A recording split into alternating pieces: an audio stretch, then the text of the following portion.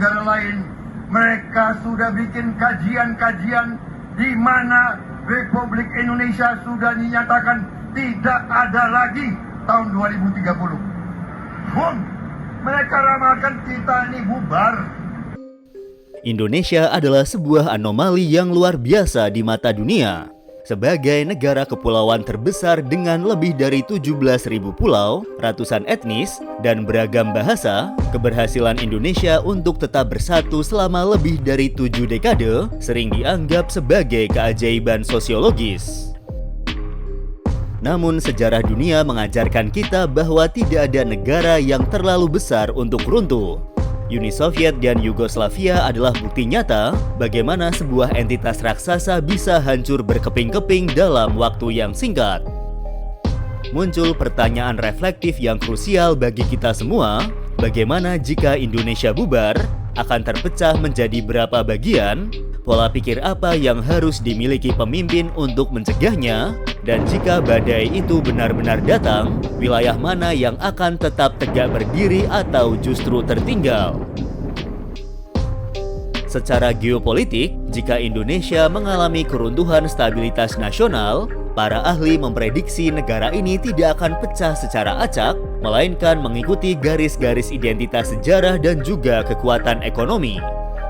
Kemungkinan besar, Indonesia akan terfragmentasi menjadi 5 hingga 7 entitas negara baru yang berbasis pada pulau-pulau besar.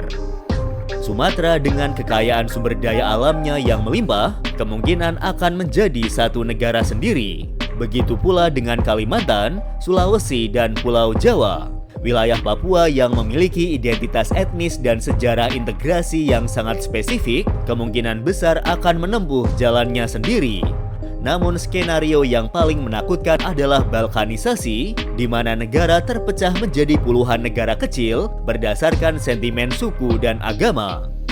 Jika ini terjadi, konflik perbatasan akan terjadi tanpa henti dan kemakmuran akan menjadi impian yang sulit karena setiap wilayah sibuk berperang satu sama lain. Ada juga yang menganalisis, jika Indonesia bubar pada tahun 2030, wilayah-wilayah yang memiliki akar sejarah otonom yang kuat diprediksi akan menjadi titik pertama yang mencoba berdiri secara mandiri. Hal ini didasari oleh adanya ikatan emosional, struktur sosial, dan legitimasi sejarah yang masih terjaga hingga saat ini di tengah masyarakatnya. Wilayah pertama yang sering disorot adalah Aceh. Sebagai bekas kesultanan yang pernah menjadi kekuatan global di Selat Malaka, Aceh memiliki memori kolektif sebagai bangsa yang independen dengan hukum dan identitas keagamaan yang sangat spesifik. Keunikan ini sudah diakui melalui status otonomi khusus, namun dalam skenario perpecahan, akar sejarah tersebut bisa menjadi landasan bagi mereka untuk kembali menjadi entitas yang berdaulat penuh. Wilayah selanjutnya adalah Yogyakarta yang memegang predikat sebagai daerah istimewa. Solidaritas Yogyakarta terletak pada kepemimpinan Sultan yang memiliki kedaulatan moral dan budaya yang tak tergoyahkan oleh masyarakatnya. Sebagai wilayah yang mempunyai otonomi sendiri, dengan sistem monarki di dalam republik, Yogyakarta memiliki modal sosial yang sangat stabil untuk mempertahankan integritas wilayahnya secara mandiri jika suatu saat pusat kekuasaan di Jakarta mulai melemah. Dan yang terakhir, wilayah Papua memiliki tantangan yang berbeda karena faktor identitas etnis dan proses integrasi sejarah yang sangat kontras dengan wilayah Indonesia bagian barat. Jarak geografis yang jauh serta perbedaan latar belakang budaya Pasifik membuat Papua memiliki dorongan identitas yang kuat untuk menempuh jalan sendiri. Jika sistem pemersatu nasional tidak lagi mampu menjamin keadilan, wilayah-wilayah dengan modal sejarah dan identitas yang unik seperti Aceh, Yogyakarta, dan Papua ini memiliki potensi paling besar untuk bertransformasi menjadi unit politik yang otonom dan terpisah. Untuk mencegah skenario kelam tersebut, pemerintah Indonesia harus memiliki pola pikir yang bukan sekedar politis, tetapi visioner. Pola pikir pertama yang wajib dimiliki adalah pandangan Indonesia sentris. Selama berpuluh-puluh tahun, pembangunan seringkali dianggap berpihak ke Pulau Jawa atau Jawa sentris. pemimpin masa depan harus memahami bahwa setiap inci tanah dari Sabang hingga Merauke memiliki hak yang sama atas kemakmuran. Ketidakadilan ekonomi adalah bahan bakar utama bagi gerakan separatisme.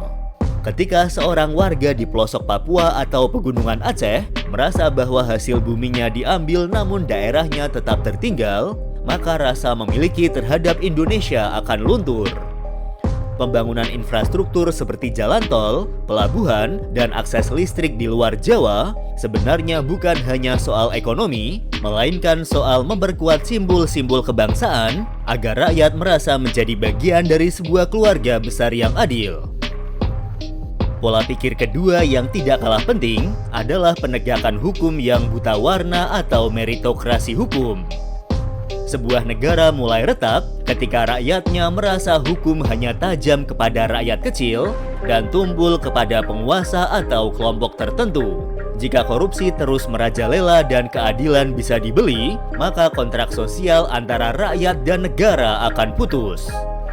Pemerintah harus memimpin dengan integritas yang memastikan bahwa siapapun, tanpa memandang suku, agama, atau posisi politiknya, akan mendapatkan perlakuan yang sama di mata hukum.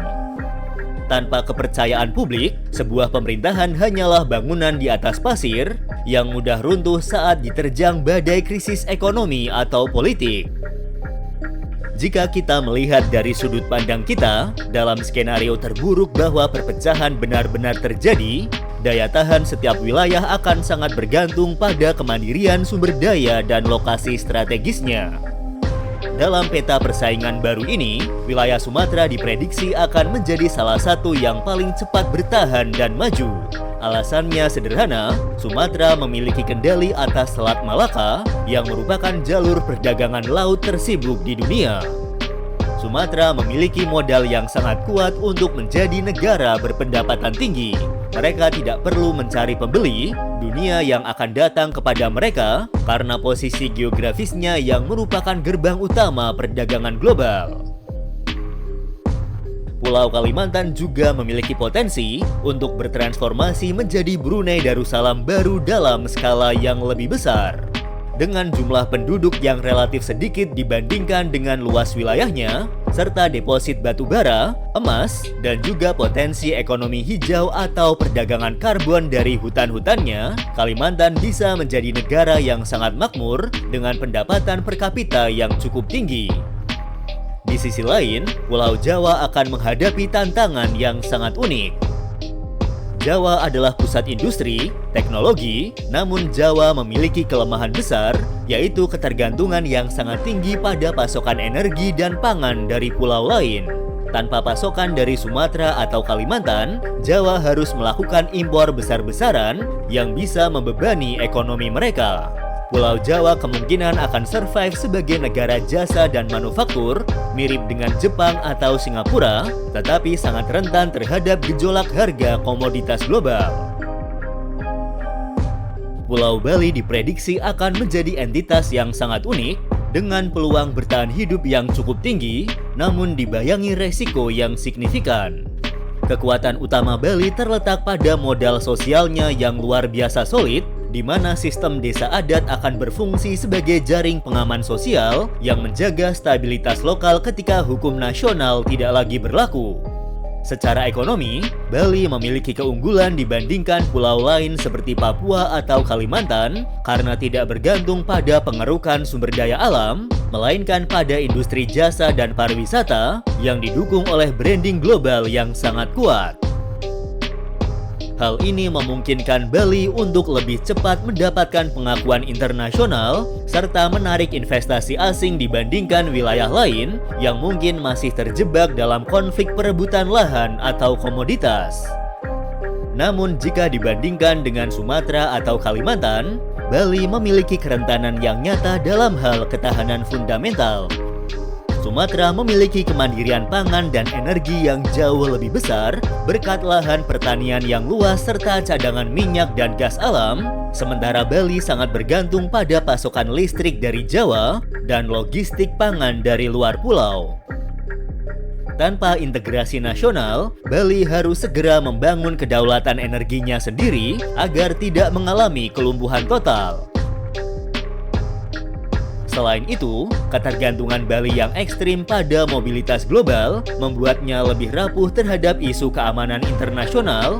Jika jalur udara dan laut terganggu, ekonomi Bali bisa merosot lebih dalam dibandingkan dengan Sulawesi atau Jawa yang masih memiliki basis industri manufaktur atau pertanian yang lebih terdiversifikasi.